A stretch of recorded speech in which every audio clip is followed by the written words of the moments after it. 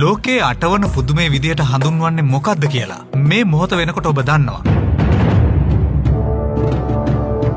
වර්තමාන බසින් සීගිරිය. අපේ අරුතින් කිව්වොත් ආලකමන්දාව. මේ ගැන ඔබ මෙතෙක් දන්න තොරතුරු බොහොමයක් ඇති. හැබැයි අද ඉඳන් ඔබ අහන මේ තොරතුරුත් එක්ක ඔබට සීගිරිය පිළිබඳව විතරක් නෙවෙයි මේ මහ පොළොව ගැන වෙනස්ම ආදරයක් ඇති වේවි. එළදොල වැව් පොකුණු අපේ ගොඩ මඩ තුරු අදුළු අපේ වට සැදි මුතු සයුර අපේ සිරිලක සිව් කොනම අපේ රාවණා.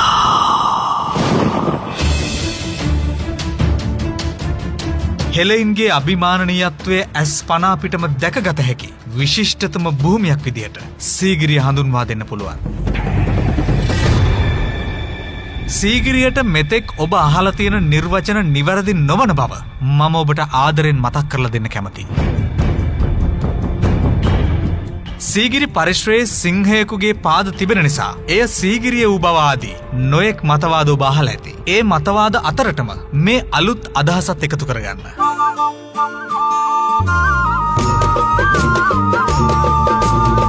මේ අදහස නිසා පැරණි මත ප්‍රතික්ෂේප කරන්න කලබල වෙන්න ඕන නැහැ. පැරණි මතවාද නිසා මේ අදහස ප්‍රතික්ෂේප කරන්න ඉක්මන් වෙන්නත් එපා. ඇත්තටම මේ සීගිරිය කියන්නේ මොකක්ද කියලා අපි හරියටම අද විසඳගමු. ඔබට මොන මතය ගැන මොන ප්‍රශ්න තිබුණත් මේ කතාව අවසානයේදී ඔබට සීගිරිය පිළිබඳව සැනසුම් සුසුමක් පමණක් ඉතිරි වන බව මට ඉරහඳ වගේ විශ්වාසයි. සීගිරිය කියන්නේ මූලිකවම අපි සූර්ය නමස්කාරය සඳහා ගිය ගිරි මුදුනතක් බව මම ඔබට මතක් කරන්න කැමතියි.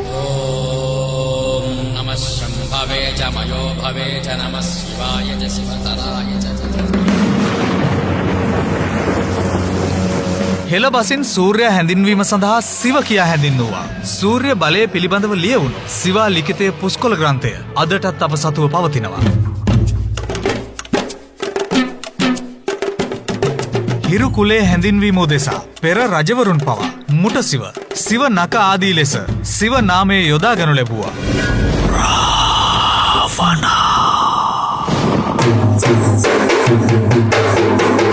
ශිව නමින් හින්දු දෙවියෙකු සිටියත් රාවණා මහරජු හා සම්බන්ධ හෙළ ද්වීපය හා සම්බන්ධ සිව නාමය සූර්යා මිස වෙනකක් නොවේ.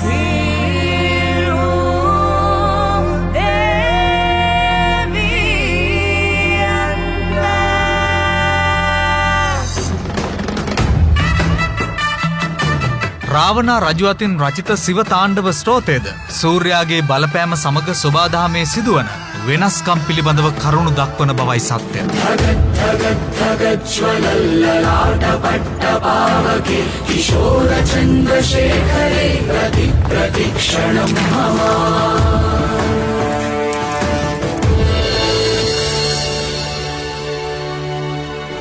දැන් ඔබට හොඳටම පැහැදිලි ඇති සිව කියන්නේ සූර්යාට බව. පුරාණ හෙළයින් සූර්ය නමස්කාරය උදෙසා භාවිත කළ ප්‍රබල ස්ථානයක් ලෙස මෙම ගිරි මුදුන පෙන්වා දෙන්න පුළුවන්.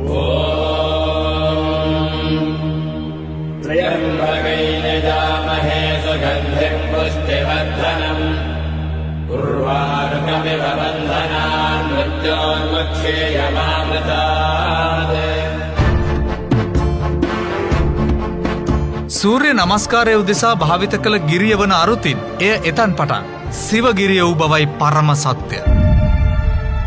පසුව එය සිවගිරිය වෙනුවට සීගිරිය වූ අයුරු වෙනම කරුණක්. මේ සිවගිරියේ ආලකමන්දාව නිර්මාණයෙන් පසු කිසි දවසක අප මේ සිවගිරිය කියා හඳුන්වා නැහැ. එතැන් පටන් එය ආලකමන්දාවයි.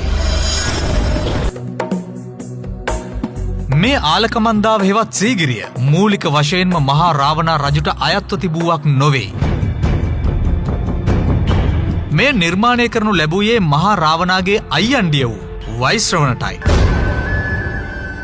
ලෝකේ ඉහළම ධනයක් හිමි ධන කුවේරයා වූයේත් එතුමන්මයි.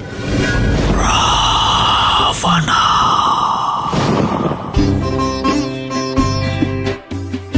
අද වන විටත් මේ මහපොළොව රකින සතර වරම් දෙව් මහරජවරුන් අතර වෛශ්‍රවණට හිමි වෙන්නේ ප්‍රධාන ස්ථානයක්. සතර වරම් දෙව් මහරජ සතර අතින් ඇවිදින් පිරිත්පැන් ඉසිති පුතුනේ වක්මල් කිනිත්තෙන්.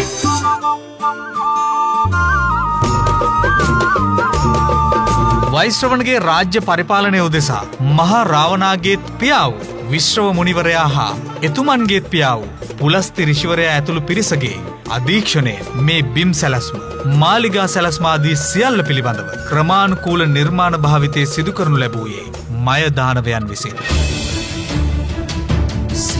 මය දානවයන් යනු අනෙකකු නොව මහා රාවණා රජුගේ බිරිඳ වන මන්දෝදරියගේ පියාය. මය දානවයන් රචිත මය මතය අදටත් දැකගත හැකි. වාස්තු විද්‍යාඥයින් වර්තමානය වන විටත් අත්පොත ලෙස භාවිත කරනු ලබන්නේ මෙම මය මතයයි. ආලකමන්දාව නිර්මාණය කළේ මය විසින් බව රාමායනයේත් සඳහන්. අදටත් එතුමන් නිර්මාණය කළ ආලකමන්දාව මකර සෙන්පතිතුමන් විසින් සුරකිනු ලබනවා.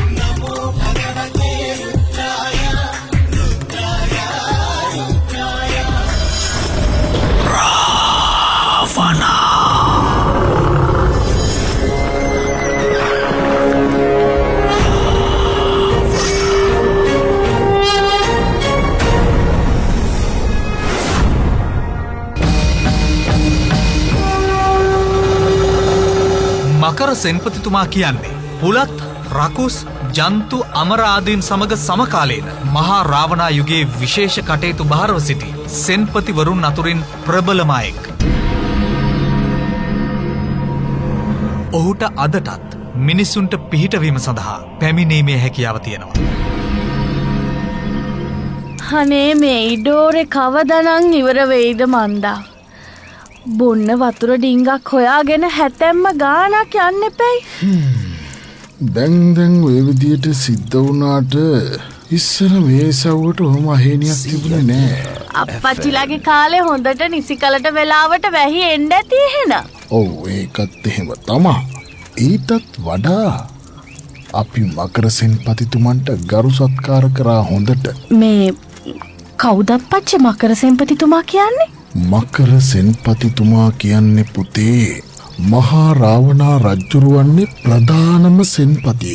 එතුමා තමයි සීගිරියටත් අධිපති.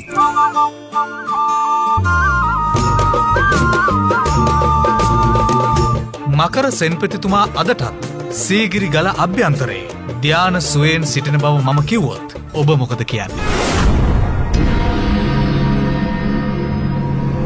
ඔබ හොඳින් මෙහි නම බලන්න. සීගිරිය මේ කන්දක් නොවේ ගිරියක්.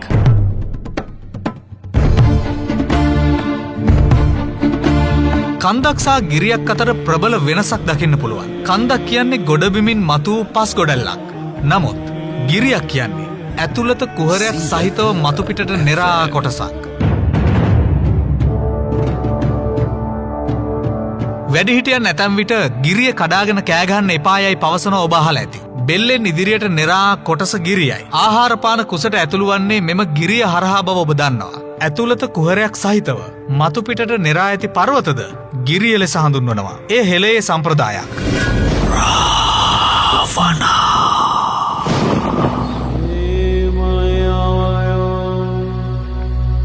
සීගිරිය තුලත් ඇතුළත කුහරයක් සහිත බව මම ඔබට මතක් කරන්න කැමතියි. ඒ කුහර ස්වභාවය යොදා ගනිමින් සීගිරිය පර්වතයේ මුදුනේ වගේම ගල අභ්‍යන්තරයේත් මාලිගාව තට්ටු 7කට නිර්මාණය කොට තිබෙන බවයි සත්‍යය. ඔබ අද දකින්නේ සීගිරියෙහි මතුපිට නිර්මාණය පමණයි. එයිනුත් ඉතා අල්පයක් පමණයි. සීගිරියෙහි ඇතුළත කුහරය නිර්මාණය වූ අයුරු අද දක්වාමත් කිසිදු මාධ්‍යකින් කිසිවකු විසින් හෙළිකොට නැහැ.